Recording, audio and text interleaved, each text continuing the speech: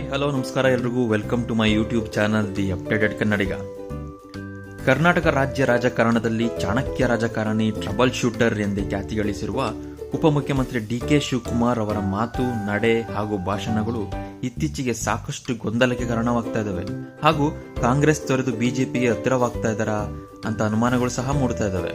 ಬನ್ನಿ ಇದಕ್ಕೆ ಕಾರಣವಾದಂತಹ ಒಂದೊಂದು ಘಟನೆಗಳ ಬಗ್ಗೆ ಮಾತಾಡ್ತಾ ಹೋಗೋಣ ಈ ವಿಡಿಯೋದಲ್ಲಿ. ಅದಕ್ಕೂ ಮುಂಚೆ ನೀವಿನ್ನು ನಮ್ಮ ಚಾನಲ್ನ ಸಬ್ಸ್ಕ್ರೈಬ್ ಆಗಿಲ್ಲ ಅಂತಂದ್ರೆ ದಯವಿಟ್ಟು ಸಬ್ಸ್ಕ್ರೈಬ್ ಮಾಡ್ಕೊಳ್ಳಿ, ಫಾಲೋ ಮಾಡಿ ಅಂತ ಹೇಳ್ತಾ ವಿಡಿಯೋ ಶುರು ಮಾಡೋಣ. ನಮ್ಗೆಲ್ಲರಿಗೂ ಗೊತ್ತಿರೋ ಹಾಗೆ 2023ರ ವಿಧಾನಸಭೆ ಚುನಾವಣೆ ಫಲಿತಾಂಶದ ನಂತರ ಸಿದ್ದರಾಮಯ್ಯ ಹಾಗೂ ಡಿಕೆ ಶಿವಕುಮಾರ್ ನಡುವೆ ಹೈಕಮಾಂಡ್ ಶಾಸಕರ ಸಂಖ್ಯಾಬಲಕ್ಕೆ ಮಣೆ ಹಾಕಿ ಸಿದ್ದರಾಮಯ್ಯ ಅವರನ್ನು ಮುಖ್ಯಮಂತ್ರಿ ಮಾಡಿತ್ತು. ಇದರ ನಡುವೆ 2.5 ವರ್ಷ ಸಿದ್ದರಾಮಯ್ಯ, 2.5 ವರ್ಷ ಡಿಕೆ ಶಿವಕುಮಾರ್ ನಡುವೆ ಒಪ್ಪಂದ ಆಗಿದೆ ಅಂತ ಸುದ್ದಿ ಬೇರೆ ಇದೆ. ಆದರೆ ಈಗ ಈ ಅವಧಿ ಕೂಡ ಹತ್ತಿರ ಬಂದಿರೋ ಸಮಯದಲ್ಲಿ ಸಿದ್ದರಾಮಯ್ಯ ಅವರು ಕುರ್ಚಿ ಬಿಟ್ಟು ಕೊಡೋ ಸೂಚನೆ ಸಿಗುತ್ತಿಲ್ಲ. ಬದಲಿಗೆ ನಾನೇ 5 ವರ್ಷ ಸಿಎಂ ಎಂದು ಘೋಷಿಸಿದ್ದಾರೆ. ಇಂಥ ಸಂದರ್ಭದಲ್ಲಿ ಡಿಕೆಶಿ ಅವರ ನಡೆ ಸಾಕಷ್ಟು ಕುತೂಹಲ ಮೂಡಿಸಿದೆ. ಇದಕ್ಕೆ ಪೂರಕವಾಗಿ ಇತ್ತೀಚಿನ ದಿನಗಳಲ್ಲಿ ನಡೆದ ಕೆಲವು ಘಟನೆಗಳನ್ನ ಮೆಲುಕು ಹಾಕ್ತಾ ಹೋಗೋಣ.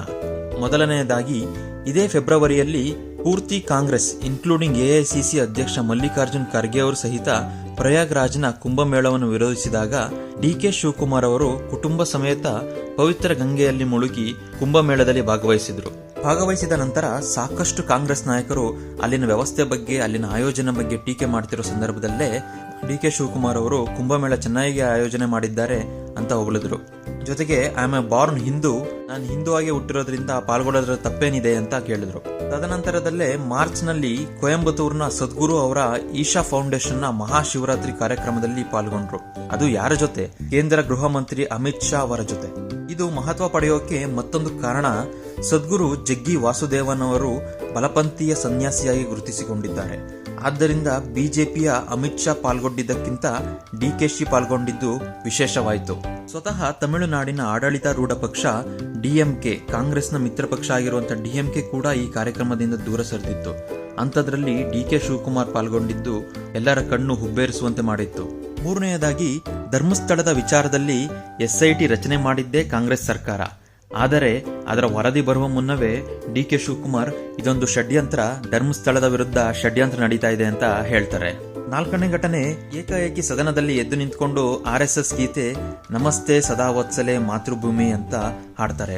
ಜೊತೆಗೆ ನನಗೂ RSS ಬಗ್ಗೆ ಗೊತ್ತಿದೆ, ನಾನು ಇದೆಲ್ಲ ಕಲ್ತಿದ್ದೀನಿ ಅಂತ ಹೇಳ್ತಾರೆ. ತದನಂತರ ಇದಕ್ಕೆ ಸ್ವಪಕ್ಷದಲ್ಲೇ ವಿರೋಧ ವ್ಯಕ್ತವಾಗುತ್ತೆ, ಅದಕ್ಕೆ ಕ್ಷಮೆ ಕೇಳ್ತಾರೆ, ಅದು ಬೇರೆ ವಿಷಯ. ಆದರೆ ಒಬ್ಬ ಕಾಂಗ್ರೆಸ್ ನಾಯಕನಾಗಿ RSS ಗೀತೆ ಸದನದಲ್ಲಿ ಆಡಿದ್ದು ವಿವಾದಕ್ಕೆ ಕಾರಣವಾಗುತ್ತೆ.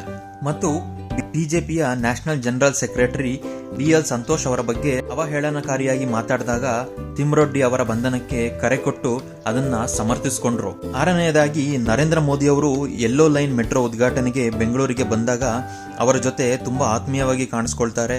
ಅವ್ರಿಗೊಂದು ಗಣೇಶ ಮೂರ್ತಿಯನ್ನು ಗಿಫ್ಟ್ ಆಗಿ ಕೊಡ್ತಾರೆ. ಅದು ಒಂದು ಸಣ್ಣ ವಿವಾದಕ್ಕೆ ಕಾರಣವಾಗುತ್ತೆ. ಈ ಆತ್ಮೀಯತೆ ರಾಜಕೀಯ ವಲಯದಲ್ಲಿ ಸಾಕಷ್ಟು ಗುಸುಗುಸು ಚರ್ಚೆಗೆ ಎಡೆ ಮಾಡಿಕೊಡುತ್ತೆ. ಇಷ್ಟೆಲ್ಲ ನಡೀಬೇಕಾದ್ರೇನೆ ಬಿಜೆಪಿ ಉಚ್ಚಾಟಿತ ಬಸವರಾಜ್ ಪಾಟೀಲ್ ಯತ್ನಾಳ್, ಡಿಕೆಶಿ ಆಲ್ರೆಡಿ ಒಂದು ಕಾಲು ಕಾಂಗ್ರೆಸ್ ಇಂದ ಹೊರಗಿಟ್ಟಿದ್ದಾರೆ, ಬಿಜೆಪಿಗೆ ಬರೋದರ ಬಗ್ಗೆ ಒಂದು ಸುತ್ತಿನ ಮೀಟಿಂಗ್ ಕೂಡ ನಡೆದಿದೆ ಅಂತ ಹೊಸ ಬಾಂಬ್ ಸಿಡಿಸ್ತಾರೆ. ಇದಕ್ಕೆ ಪ್ರತಿಕ್ರಿಯಿಸಿದ ಡಿಕೆ, ನಾನು ಕಾಂಗ್ರೆಸ್ ಬಿಟ್ಟು ಎಲ್ಲೂ ಹೋಗೋದಿಲ್ಲ ಅಂತ ಎಲ್ಲ ಗೊಂದಲಕ್ಕೆ ತೆರೆ ಎಳಿತಾರೆ. ಎಲ್ಲ ಗೊಂದಲಕ್ಕೆ ತೆರೆ ಎಳೆದಾಯ್ತಲ್ಲ, ಇನ್ನೇನು ಕನ್ಫ್ಯೂಷನ್ ಅಂತ ನೀವು ಕೇಳೋ ಅಷ್ಟರಲ್ಲೇ ಇನ್ನೊಂದು ಘಟನೆ ನಡೆಯುತ್ತೆ. ಕಳೆದ ವಾರ ನಡೆದ ಬಸವನಗುಡಿಯ ಗಣೇಶೋತ್ಸವದಲ್ಲಿ ಭಾಗವಹಿಸಿದಾಗ ಡಿಕೆ ಶಿವಕುಮಾರ್ ಸ್ಟೇಜ್ ಮೇಲೆ ಬಂದಾಗ ಅಲ್ಲಿ ಸೇರಿದ್ದ ಜನ ಎಲ್ಲ ಮೋದಿ ಮೋದಿ ಅಂತ ಕೂಗ್ತಾರೆ. ಅವಾಗ ಇದಕ್ಕೆ ಪ್ರತಿಕ್ರಿಯಿಸಿ ಡಿಕೆ ಶಿವಕುಮಾರ್ ಅವರು, ನೀವೆಲ್ಲ ಮೋದಿ ಮೋದಿ ಅಂತ ಕೂಗ್ತಾ ಇದ್ದೀರಾ, ಸಂತೋಷ, ಬಟ್ ಮೋದಿ ಅವ್ರನ್ನ ಕೇಳಿ, ಅವರು ಕೂಡ ಡಿಕೆ ಅಂತಾರೆ ಅಂತ ಹೇಳಿ ಟ್ವಿಸ್ಟ್ ಕೊಟ್ಟಿದ್ದಾರೆ. ಸದ್ಯ ಇದು ರಾಜ್ಯ ರಾಜಕಾರಣದಲ್ಲಿ ಇದೊಂದು ಹೊಸ ಸಂಚಲನ ಮೂಡಿಸಿದೆ. ಇನ್ನು ರಾಜಕೀಯವಾಗಿ ವಿಶ್ಲೇಷಣೆ ಮಾಡೋದಾದ್ರೆ ನನ್ನ ಪ್ರಕಾರ ದೇರ್ ಆರ್ 3 ಪಾಸಿಬಿಲಿಟೀಸ್. ಮೊದಲನೇದಾಗಿ, ಡಿಕೆ ಶಿವಕುಮಾರ್ ಅವರು ಕಾಂಗ್ರೆಸ್ನ ಬಿಡೋದು ಅಷ್ಟು ಸುಲಭವಾದ ಮಾತಲ್ಲ. ಯಾಕೆಂದ್ರೆ ಅವರು ಮೊದಲಿಂದನೂ ನನ್ನ ಪಕ್ಕ ಕಾಂಗ್ರೆಸ್ ಮ್ಯಾನ್ ಅಂತ ಹೇಳ್ಕೊಂಡೇ ಬಂದಿದ್ದಾರೆ. ಮತ್ತೆ ಗಾಂಧಿ ಕುಟುಂಬಕ್ಕೆ ಸಾಕಷ್ಟು ನಿಷ್ಠಾವಂತರಾಗಿ ಕಾಣಿಸಿಕೊಂಡಿದ್ದಾರೆ ಎಲ್ಲಾ ಸಂದರ್ಭದಲ್ಲೂ. ಆದ್ರೆ ರಾಜಕೀಯದಲ್ಲಿ ಯಾವಾಗ ಏನಾಗುತ್ತೆ ಅನ್ನೋದನ್ನ ತಳ್ಳಿ ಹಾಕೋಕ್ಕಾಗಲ್ಲ, ಏನ್ ಬೇಕಾದ್ರೂ ಆಗ್ಬೋದು. ಇನ್ನು ಎರಡನೆಯದಾಗಿ, ನನಗೆ ಕಾಡೋ ಅನುಮಾನ ಏನಂತಂದ್ರೆ, ಡಿಕೆ ಶಿವಕುಮಾರ್ ಅವರು ಕಾಂಗ್ರೆಸ್ ಹೈಕಮಾಂಡ್ ನ ಮಾಡ್ತಾ ಇದ್ದಾರಾ ಅಥವಾ ಅವ್ರ ಪವರ್ ತೋರಿಸ್ತಾ ಇದ್ದಾರಾ?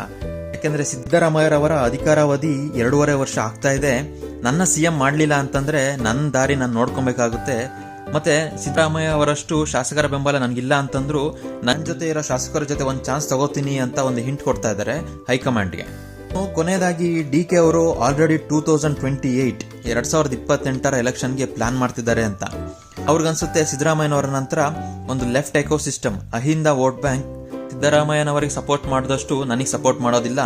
ಸೊ ವೋಟ್ ಬ್ಯಾಂಕ್ ಕಂಪ್ಲೀಟ್ಲಿ ನನ್ನ ಜೊತೆ ಬರೋದಿಲ್ಲ ಸಿದ್ದರಾಮಯ್ಯನವರ ನಂತರ. ಇದ್ರ ಅಲ್ಪಸಂಖ್ಯಾತ ಅಥವಾ ಮುಸ್ಲಿಂ ವೋಟ್ ಬ್ಯಾಂಕ್ ಕಾಂಗ್ರೆಸ್ ಇದ್ದೇ ಇದೆ. ಇನ್ನು ನಾನ್ CM ಆಗ್ತೀನಿ ಅಂತಂದ್ರೆ ಒಕ್ಕಲಿಗರ ವೋಟು ಕಂಪ್ಲೀಟ್ ನನಗೆ ಬಿಡದೆ ಬೀಳುತ್ತೆ.